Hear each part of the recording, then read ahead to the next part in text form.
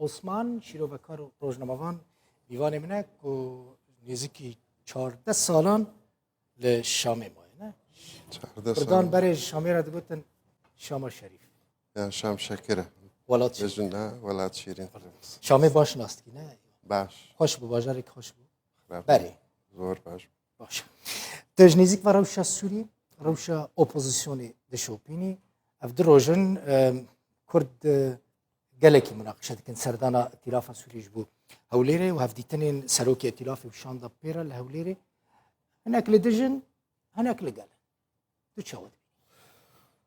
سپاس کاک دڵبخوێن طبعا بەڕای من سەردانێک نەزەروری بوو بەڕاستی ینی زەرەری ویز گەلێک زیێدەترە لە قازانجیوی بۆ کورد بەعام و بۆ هەرێمی کوردستانیش ئەگەر گوێت لەو کابرایە بگرتا ئەو ناوی چیە نەسر حەریری سەرۆکی ئائتلاف یعنی بەهاتیە وەکی کوردستان وەکی پلاتفۆرمێک بکاردێنی دژی ئێران قسە دەکات دژی پەکەکە دژی پەیەدە دژی قەسەدە دژی هەمویان بێژە هەموو یەکشتن و یعنی ئەو هەوڵی کوردیک و هەبوو ئەوەی ئەمریکی ئێستا محاولە دەکا بکە یەکخستنی ناوماڵی کورد لە ڕۆژاوە ئەو کابرا هاتیەوەی نەسف بکە بە تەواوی بەڕاستی یعنی و ئاخافتنەوەی گەلێک نزیکە لە ئاخافتنی ئەردۆگان هەرنی وەکی ئاخافتنی ئەردۆگانە بەس بە عەرەبیە ینی ئەردۆگان تورکی قسە دەشتەغڵێ أو بعربية يعني كاكي وكرد بشكل ائتلافي يعني بشكل اوبوزيسيوني اف ائتلاف د ارينا يا ناف دولتي ناف دولتي دجي وكبشكي فرميه دانوستاندنان ديدي راسته يعني چه ضرر هيك او دانوستاندن دبلوماتيك هبن ائتلاف اخريك لا هولكاني او رخصتني او مالي كرد ككرد بهيزي بتشناو ائتلاف بهيز بتشت ببلنا ائتلاف نها أنا كسيت يعني هناك بشكي أنا كسيت ناوي ائتلاف ده أو أنا أو بيجان نية كل سر أرزي إمرو لسر أرزي سوريا سطح حفتاي عبوري سوريا بدست كرد عمليا بس أو بيوندي بيني بيدي وأنا كسي ياخد رخصتني ناو مالي كردي لسر إداري مناطق كردستاني سوريا ياخد باكوري روشالاتي سوريا ئەو منتیقانە ئەبواە ئێستا خەریک بوو پرۆسەیەک هەبوو بۆ ڕێکخستنی پەیەدا لەگەڵ ئەنەکەسە یاخود ناوماڵی کورد بەگشتی و بە سەرپەرشتی جەنەرال مەزلوم و ئەمریکیەکان و هەولێریش جەنابی کاک مەسعود تەمان ئەویش ئاگاداری ئەو وەزع بوو بە تەواوی هەروەکو ئەمریکیەکان خۆیان گوتیان و خۆشیان سوپاسی کاک مەسعودیان کرد کە لە یەکەم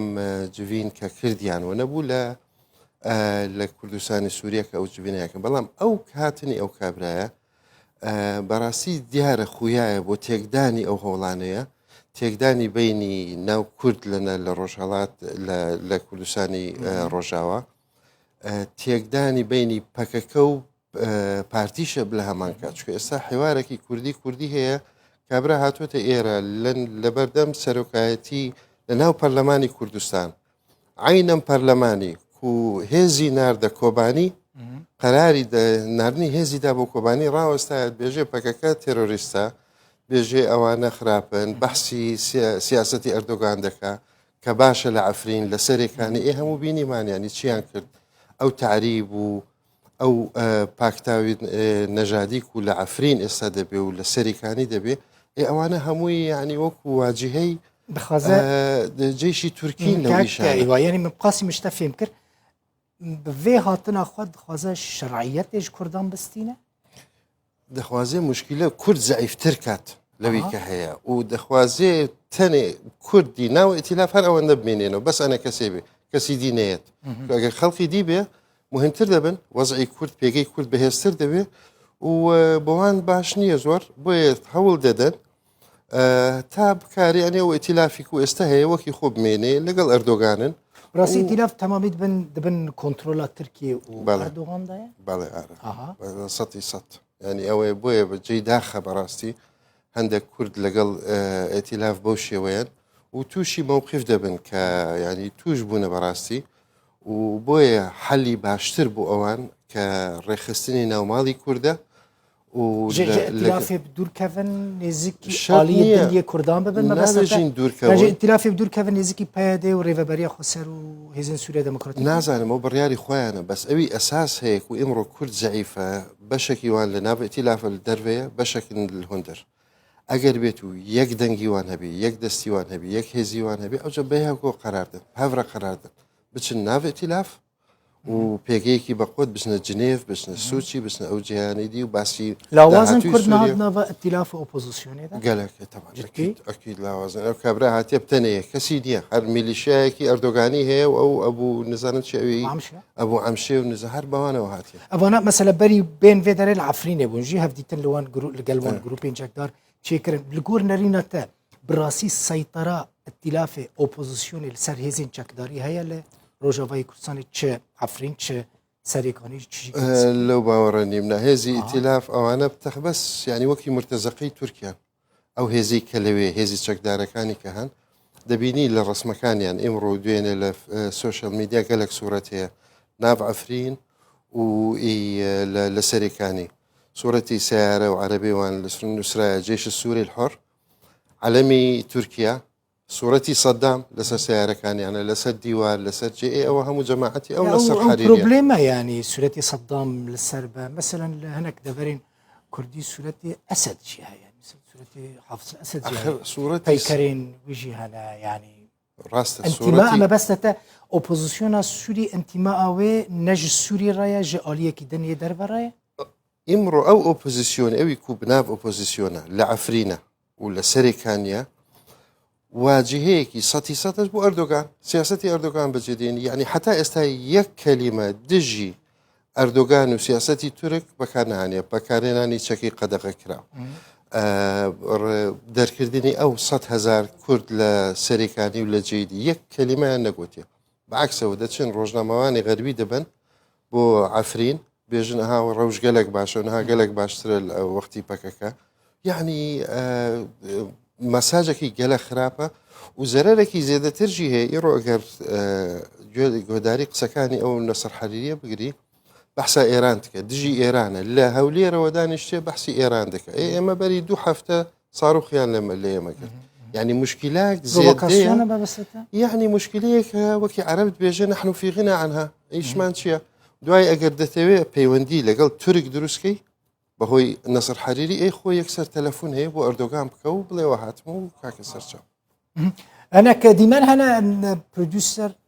ديمان افا ما بستتا افا بونمونا هيزين اوبوزيشن هنا ايه باش اول يعني افتشتكي بر مسألة بر مزنة كيوا يعني وهمو كردك مزنة كرد شبكن صورتي صدام مثلا جيش الإسلام أبونا كرد شبكن يعني استقبالي ما على الأقل كرد براسي حيرينا نزار شبكن بأوبوزيسيون بدن بستينين دبيجن بأوبوزيسيون دانستان بولا أخوانجي راست بحكومتها آلي دنجي دخوازن بحكومتها سوريا بدن بستينين أزاني شيء أو بالضبط لێرە داواکاری گەورەی هەموو کورد ئێستا من بەری یەک مانگ لە ڕۆژاوا بوو قسە لەگەڵ هەر کەسێک دەکەی ئەنە کەسێ بێ پێدێ بێ ئاپۆچی بێ بەرزانی بێ ئەوەی کە هەموو لەوێنە هەموو دوێژن با کاکە با کورد یەک بێت ئەگەر یەک بین با بە هەورە قەرار بدەن دەچنە ئۆپۆزیسیۆن بچن سەر و سەرچاو دەچنە دیمەشق ئەوژی عینە شت ینی هەنێک حلول هەیە هەموو ینی هەموو ئۆپشنەکان لە بەردەم ئێمە نین بەڵام بڕیارەکە ئەگەر بە یەک دەنگ بدەن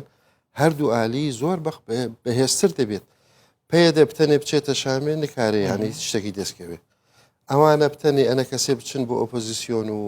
ئێتیلاف عینە شت نکارن شتێک وەرگرن ینی وەکی دیکۆرێک دایان دەنێن و خلاص بێژە و کورد لەگەڵمەیە ئەمە مەزلوم کۆبانی گەنەرال مەزلوم بخوا ئەشکرێت بێژێ ئەو ئامادەیە پەیوەندیە لەگەڵ ترکان دەینە ئێوە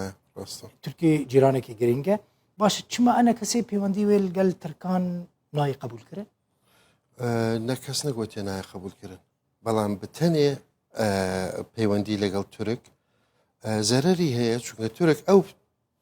پەیوەندی بتەنێ لەگەڵ ئەنە کەسێ بەکاردێنی لە دژی مەزلوم و دژی قەسەدێ بۆ نمونە ئەگەر جەنەرال مەزلومیش بتەنێ پەیوەندی بکە ئەویش احتیمالە بێتە بکارانین دژی ئەوە ئالیدی ئێستا جێنرال مەزلوم بێژێ